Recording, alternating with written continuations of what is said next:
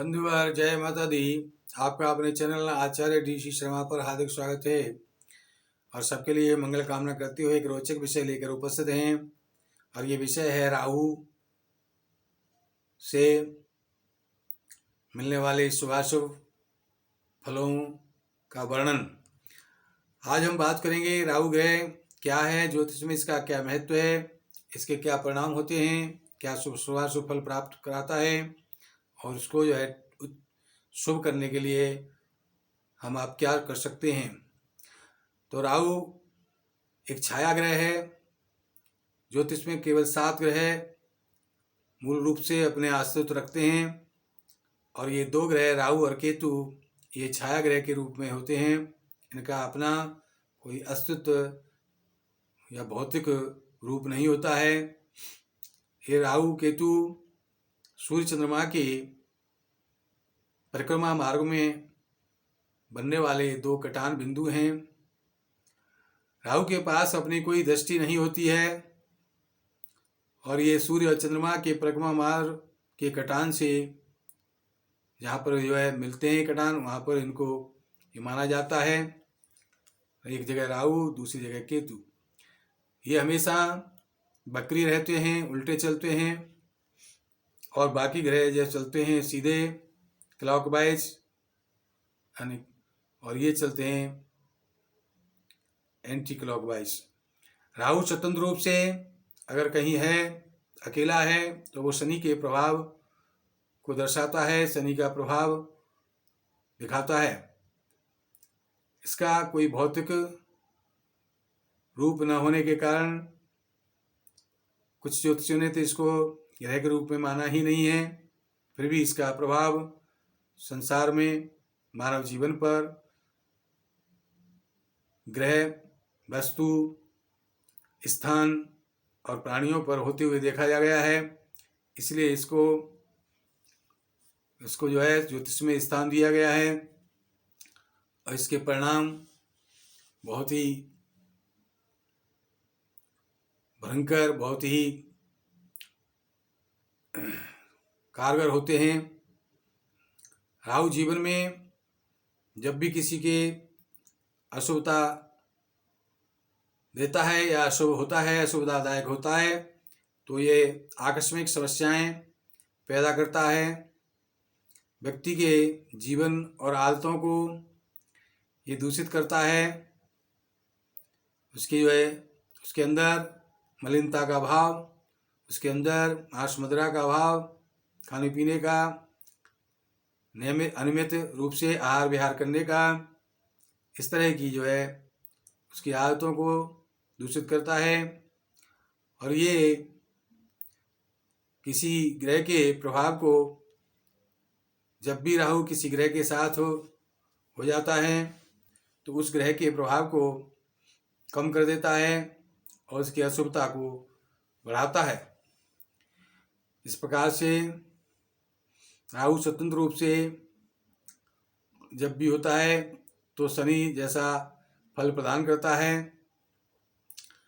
अब बात करते हैं इस राहु की अशुभता अगर आपको हो रही है, ये अचानक देने वाली घटनाएं देता है और रोग ऐसा देता है कि जिसकी कोई डॉक्टर लोग पहचान न कर सकें और ये जांच में भी इसके द्वारा दिया गया रोग पूर्णतः नहीं आता है। तो इसको अशुभता को दूर करने के लिए आप चंदन के तिलक और सुगंध का प्रयोग ज़्यादा से ज़्यादा करें। भगवान को चंदन लगाएं और स्वयं अपने भी लगाएं। नित्य चंदन घिस करके भगवान को अर्पित करें और फिर अपने लगाएं, अपने माथे पर, कंठ पर, हृदय पर, नाभि के ऊपर। अगर लगाते हैं तो ये निश्चय ही आपको कि इसकी अशुभता से आपको बचने का मार्ग मिलेगा। ये राहु कभी कभी व्यक्ति को तंत्र मंत्र के गलत रास्ते पर भी ले जाता है। इसके भटकाव की स्थिति पैदा करता है और अपने भले के लिए आदमी गलत रास्ते पर भी तंत्र मंत्रों के चक्कर में, तांत्रिकों के चक्कर में भी पड़ जाता है। इसके कारण व्यक्ति मलिन और धूर्त हो जाता है।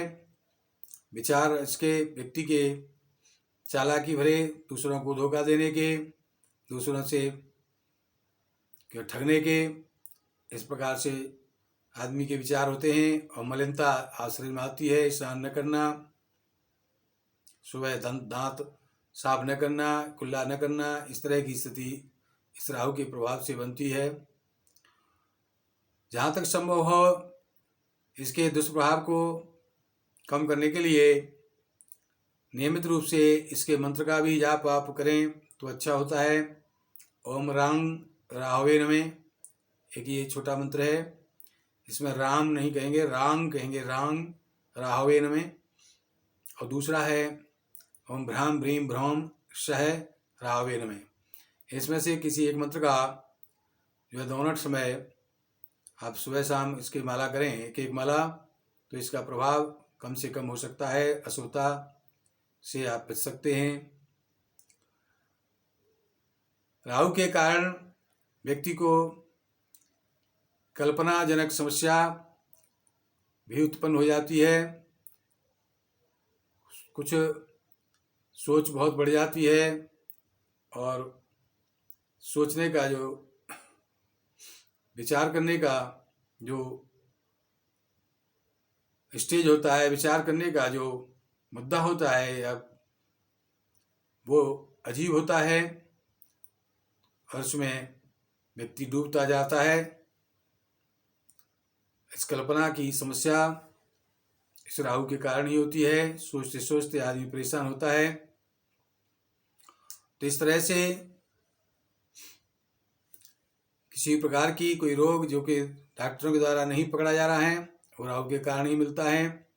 मानसिक टेंशन भी राहु के कारण मिलता है, अन्य ग्रह भी इसमें साथ देते हैं। और आर्थिक समस्या, सामाजिक समस्या, पारिवारिक समस्या, सब में जो है इस राहु का प्रमुखता, राहु का हाथ होता है, राहु की प्रमुखता होती है, अन्य ग्रहों का साथ होता है। अब बात करते हैं कि राहु के इस प्रकार से दुष्प्रभाव को और कम करने के लिए आप ब्रश करने के बाद 2 पत्ते तुलसी के लें तो आपको जो है उससे राहत मिलेगी। अगर आपको सिर दर्द की समस्या रहती है तो ये राहु के कारण ही बनती है। इसके लिए आप अपनी जीवनचर्या को दुरुस्त और पवित्र बनाएं। जितनी पवित्रता होगी 2 पत्ते तुलसी के ब्रश करने के बाद अवश्य लें। और गौमूत्र से मंजन करने के बाद में, कुल्ला करने के बाद में गौमूत्र से पानी में डालकर 3 बार कुल्ला करें। गौमूत्र को डालकर के स्नान करें तो इससे आपको राहत मिलेगी। राहु अज्ञात प्रकार की भय प्रदान करता है, जिसमें आदमी को पता ही नहीं है कि भय क्या है, किस कारण से है, लेकिन भय प्रतीत हो रहा है, भय लग रहा है। और इस प्रकार से अज्ञात रोग भी देना इसका काम है। और ये टेंशन देते हुए आत्महत्या की तरफ प्रेरित करता है। इसके और दुष्प्रभाव को कम करने के लिए आप सलाह लेकर के एक किसी ज्योतिषी से एक माणिक या एक मोती अगर धारण करते हैं तो निश्चय ही इससे आपको राहत मिल सकती है। और आप मांस, मदिरा और फास्ट फूड का प्रयोग तुरंत बंद कर दें तो इससे भी राहु के दुष्प्रभाव को कम करने की तरफ आप सफलता पा सकते हैं। अब बात करते हैं कि आप दिन भर के कार्यों में सफलता पाने के लिए भगवान भोलेनाथ की शिवलिंग पर दूध मिश्रित जल अर्पित करें और उसमें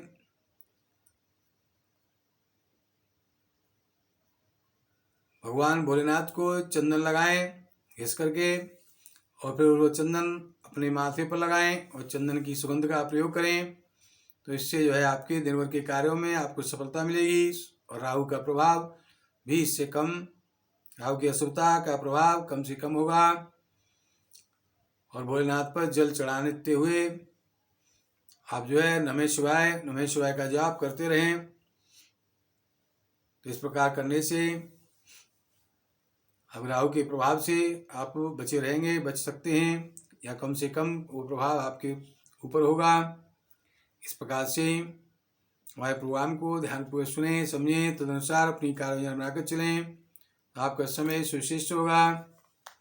हमारे प्रोग्राम को सबसे पहले पाने के लिए हमारे चैनल आचार्य डी शर्मा को सब्सक्राइब करें, लाइक करें, शेयर करके पुनः करें। किसी प्रकार की ज्योतिषीय समस्या के समाधान के लिए हमारा निःशुल्क फ़ोन नंबर 8630379775 को नोट करें। जय माता दी।